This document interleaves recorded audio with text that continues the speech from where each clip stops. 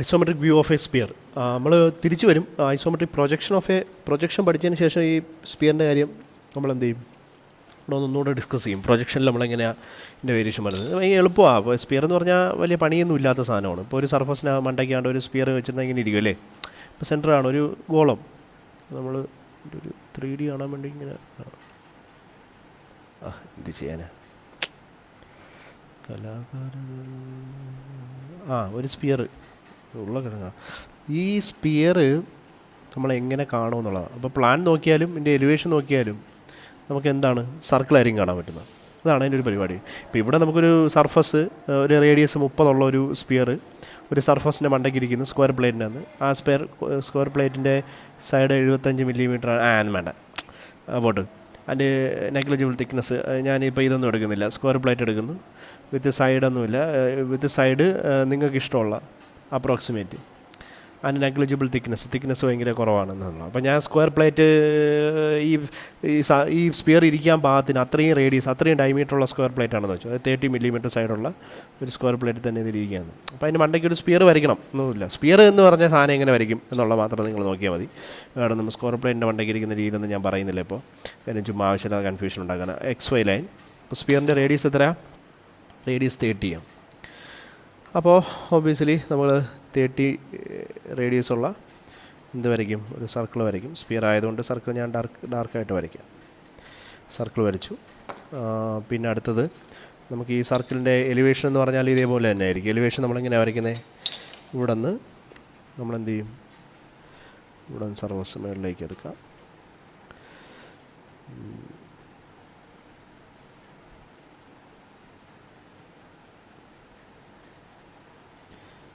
സ്പിയറിൻ്റെ centre നടുക്കുള്ള സാധനമാണ് പോയെന്ന് വെച്ചു. പിന്നെയാണെങ്കിൽ ഇതാണ് പോ. അപ്പോൾ റേഡിയസ് എത്ര? 30. അപ്പോൾ ഈ ബേസിൽ നിന്ന് 30 മുകളിലേക്ക് എടുത്തിട്ട് ഇവിടെ ആയിരിക്കണം ഓടാഷ് എടുക്കാൻ. അപ്പോൾ നമുക്ക് ഫ്രണ്ടിൽ നോക്കിയാലും സർക്കിൾ തന്നെയല്ലേ കാണാം നമ്മൾ സ്പിയറിൻ്റെ കേസ്. ഒരു ബോൾ എടുത്ത് വെച്ച് ടോപ്പിൽ നിന്ന് താഴോട്ട് നോക്കിയാലും, അതായത് ഫ്രണ്ടിൽ നിന്ന് നോക്കിയാലും നമുക്ക് കറക്റ്റ് അതിന് പാരലായിട്ട് ഫ്രണ്ടിൽ നോക്കിയാലും സർക്കിൾ തന്നെയാണ് കാണുന്നത്. അപ്പോൾ സർക്കിൾ തന്നെയായിരിക്കും എലിവേഷനിൽ ഞാൻ എന്ത് ചെയ്യുന്നത്, കാണുന്നത്. ഓക്കെ, അപ്പോൾ ഇത്രയേ ഉള്ളൂ അതിൻ്റെ പ്ലാനും അതിൻ്റെ എലിവേഷനും. അപ്പോൾ അത് ഓടാഷു, ഇതെന്താണ് ഓ എന്നുള്ള രീതിയിൽ നമുക്ക് എന്ത് ചെയ്യാൻ പറ്റും, കാണിക്കാനായിട്ട് പറ്റും. ഓക്കെ, ഇത്രയേ ഉള്ളൂ. അപ്പോൾ ബാക്കി സർക്കിളിൻ്റെ സ്പിയറിൻ്റെ സർക്കംഫറൻസിൽ അല്ലെങ്കിൽ സർഫസിൽ പോയിൻറ്റ്സ് ഒന്നും എടുക്കണ്ട. ഇനി എനിക്കിത് ഒരു ഐസോമെട്രിക് വ്യൂ, ഇനി എന്തെങ്കിലും മണ്ടയ്ക്കിരിക്കണ്ടേ, ഒരു പ്ലേറ്റിൻ്റെ മണ്ടയ്ക്കിരിക്കണ്ടേ എന്നുള്ളതുകൊണ്ട് ഞാൻ ജസ്റ്റ് ഇത് പ്ലേറ്റ് ആക്കുന്നു. പ്ലേറ്റ് അല്ലെങ്കിൽ ഈ സ്പിയറിനെ നിങ്ങൾ എന്താക്കിയാൽ മതി, അങ്ങ് ഒരു ബോക്സിനകത്ത് ആക്കിയാൽ മതി. എനിക്ക് ഐസോമെട്രിക് വ്യൂ വരയ്ക്കാൻ വേണ്ടിയിട്ട് സ്പിയറിനെ ഞാൻ എന്താക്കുന്നു, ഒരു ബോക്സിനകത്ത് ആക്കുന്നു എന്ന് സങ്കല്പിച്ചാൽ മതി. അല്ലാതെ വേറെ രീതിയിൽ വലിയ ഉടായ്പകളൊന്നും വേണ്ട. കാര്യം നമ്മളിപ്പോൾ ജസ്റ്റ് വരച്ച് പഠിക്കുമല്ലേ. ഒരു സർഫസിൻ്റെ മണ്ടയ്ക്ക് ഇരിക്കുന്നതായിരിക്കും നമ്മൾ പിന്നീട് കോമ്പിനേഷൻസിൽ വരയ്ക്കുന്നത്. കോമ്പിനേഷൻ വരുമ്പോഴത്തേക്ക് നമുക്ക് ആ സർഫസിൻ്റെ മണ്ടയ്ക്ക് എങ്ങനെ സ്പിയറിനെ കയറ്റാം എന്നുള്ളത് പറയാം. ഇപ്പോൾ ജസ്റ്റ് സ്പിയറിൻ്റെ ഐസോമെട്രിക് വ്യൂ എങ്ങനെ വരയ്ക്കും, ഒന്നുമില്ല, വലിയ പരിപാടിയൊന്നുമില്ല. ഇത് ബോക്സ് 1, 2, ഒരു പ്ലേറ്റ് സർഫസ് ഉണ്ട്, 3. ആ സർഫസ് എന്ന് പറയുന്നത് എന്താണ്, 1, 2, 3, 4 എന്ന് പറയുന്ന സർഫസിന്. ഇത് വേറെ പല രീതിയിലാണ് ചെയ്യുന്നത്. നമ്മൾ അതൊന്നും ചെയ്യാൻ പോകുന്നില്ല. ജസ്റ്റ് ഇത്ര മാത്രം ആലോചിക്കുക. ഒരു ലൈൻ എടുക്കുക. ഈ ഒരു സർഫസ് ഉണ്ടല്ലോ 1, 2, 3, 4നെ എങ്ങോട്ടേക്ക് മാറ്റുക, ഇങ്ങോട്ടേക്ക് മാറ്റുക. അപ്പോൾ ഈ പോയിൻ്റ് എന്ന് പറയുന്നത് 1 ആവും. അപ്പോൾ അപ്പുറം എത്ര ഡിഗ്രി വെച്ച് വരും, 30 ഡിഗ്രി വെച്ച് വരും അല്ലേ. അപ്പോൾ നമുക്ക് നോക്കുവാണെങ്കിൽ കറക്റ്റ് ആക്കിയതിന് ശേഷം ഇവിടെ 30, ഇപ്പുറത്തും 30 സർഫസ് അങ്ങനെ വരും. അപ്പോൾ ഇവിടെ 30 ഡിഗ്രി, ഇവിടെ 30 ഡിഗ്രി. ഇപ്പോൾ നമുക്ക് ഓരോ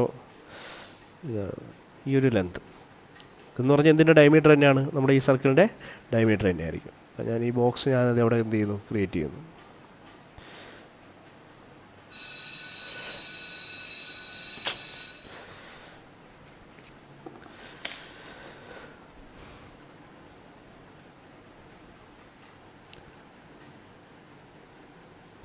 അപ്പോൾ നമുക്കിവിടെ 3 എന്ന് പറയുന്ന പോയിന്റ് കിട്ടും.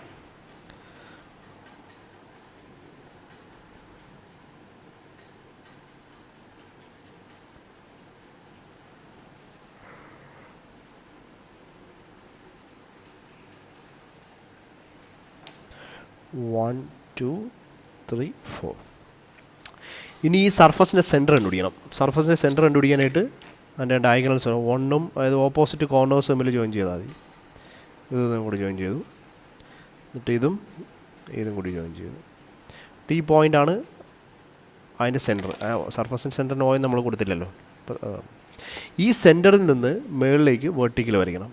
എത്ര ഡിസ്റ്റൻസിൽ? ഇതിൻ്റെ റേഡിയസിൽ. അപ്പോൾ ഇതിൻ്റെ റേഡിയസ് എന്ന് പറയുന്നത് നമ്മളൊരു ആരെയും ആലോചിക്കുക. അപ്പോൾ ഇതിൻ്റെ റേഡിയസ് എന്ന് പറഞ്ഞാൽ ഇവിടെ നിന്ന് ഇതൊരു ഡിസ്റ്റൻസ് എന്ന് പറഞ്ഞാൽ ഇത് 6 പറയുന്നത് 6 അല്ലേ. ഈ റേഡിയസ് മുകളിലേക്ക് എടുക്കുക. റേഡിയസ് എത്ര? Which is equal to 30. അപ്പോൾ 30 ഡിസ്റ്റൻസ് മുകളിലേക്ക് എടുക്കുക. 30. ഞാനിവിടെ 30 എടുക്കുമ്പോൾ ഇതുവരെ വരുന്നുള്ളൂ കേട്ടോ. 30 ഡിസ്റ്റൻസ് മുകളിലേക്ക് എടുത്തു. ആ പോയിൻറ്റിനെ ഞാൻ O എന്ന് കൊടുത്തു. ആ O എന്ന് പറയുന്ന പോയിൻ്റ് വെച്ചുകൊണ്ട് ദിസ് ഈസ് O എന്ന് പറയുന്ന പോയിൻ്റ് വെച്ചുകൊണ്ട് ഞാൻ 1.22 ഇൻറ്റു 6 കണ്ടുപിടിക്കണം. എന്താണ് 1.22 ഇൻറ്റു 6 ചെയ്യണം. 1.22 ഇൻറ്റു 6 എന്ന് പറഞ്ഞാൽ എത്ര വരും? 1.22 ഇൻറ്റു 30 എന്ന് പറയുന്ന സാധനം. അപ്പോൾ 1.22 ഇൻറ്റു 30 ചെയ്യുമ്പോൾ കിട്ടുന്നത് എത്രയാണോ അത്രയും ഡിസ്റ്റൻസ് നമ്മൾ എന്തിനകത്ത് എടുക്കണം? നമ്മുടെ സ്കെയിലിനകത്ത്, കോമ്പസിനകത്ത് എടുക്കണം.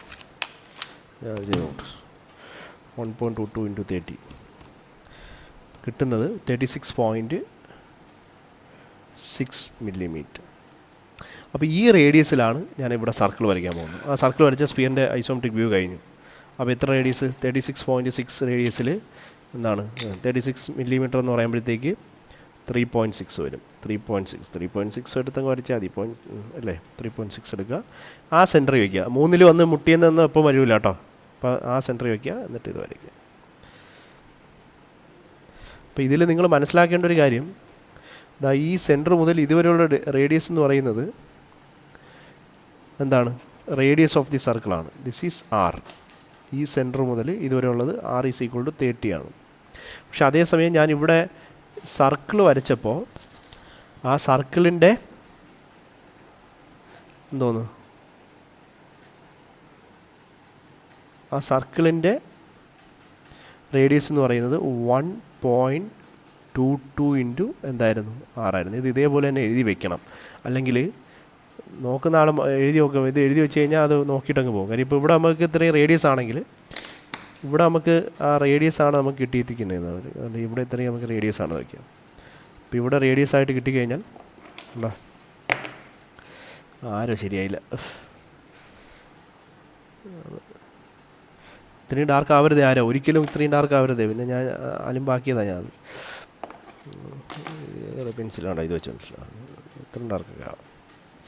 അപ്പം എന്താണ് ഇത് റേഡിയസ് 6 ആണ്. അങ്ങനെ ഇത് 1.22 ഇൻറ്റു 6 ആണ്. ആ റേഡിയസിലാണ് വരയ്ക്കേണ്ടത്. ഇത് നമ്മൾ ചെയ്തിരിക്കുന്നത് ഐസോമെട്രിക് എന്താണ് വ്യൂ ആണെന്നുള്ളത് ആലോചിച്ചോളണം. ഐസോമെട്രിക് വ്യൂ ഓഫ് എന്താണ് സ്ഫിയറാണ്. ഐസോമെട്രിക് പ്രൊജക്ഷൻ ഓഫ് സ്ഫിയർ വരുമ്പം ഇതിനൊക്കെ എല്ലാത്തിനും ഒരു വേരിയേഷൻ വരും. അതിനനുസരിച്ച് ഇതിനും വരും. നമ്മൾ വരച്ച എല്ലാ ഫിഗേഴ്സും അതിനനുസരിച്ച് ഐസോമെട്രിക് സ്കെയിലിലേക്ക് മാറും. അപ്പോൾ അതിനനുസരിച്ച് ഈ സ്കെയിലും മാറും. അപ്പോൾ ഇതെന്ന് പറയുന്നത് എന്താണ് നമ്മൾ ഇത് വരയ്ക്കുന്നതിന് വേണ്ടി ആലോചിച്ചിരിക്കേണ്ട ഒരു പ്രധാനപ്പെട്ട കാര്യമാണ്. ഓക്കെ, അപ്പോൾ ഇത്രയേ ഉള്ളൂ സ്ഫിയറിൻ്റെ കാര്യം നമ്മൾ ശ്രദ്ധിക്കേണ്ടത്. ഇനി ഹെമിസ്ഫിയർ എന്ന് പറഞ്ഞാൽ ഇതിൻ്റെ നടുക്ക് വെച്ച് കട്ട് ചെയ്യും. അപ്പോൾ ഇതിൻ്റെ നടുക്ക് വെച്ച് കട്ട് ചെയ്യുകയാണെങ്കിൽ അവിടെ ഹെമിസ്ഫിയർ ഇത്രയേ ഉള്ളൂ അല്ലേ. അപ്പോൾ ഈ ഹെമിസ്ഫിയർ നമ്മൾ ഈ റേഡിയസിൽ ഹെമിസ്ഫിയർ എങ്ങനെ വരയ്ക്കും? അപ്പോൾ ഹെമിസ്ഫിയറിൻ്റെ പ്രത്യേകത ഒരു ഫ്ലാറ്റ് സർഫസ് ഉണ്ട്. ഈ ഫ്ലാറ്റ് സർഫസ് മുകളിലേക്ക് ഇരിക്കാം, താഴേക്ക് ഇരിക്കാം. അപ്പോൾ അതെങ്ങനെയാണെന്നുള്ളതാണ് അടുത്ത പാർട്ടിൽ നമ്മൾ നോക്കുന്നത്.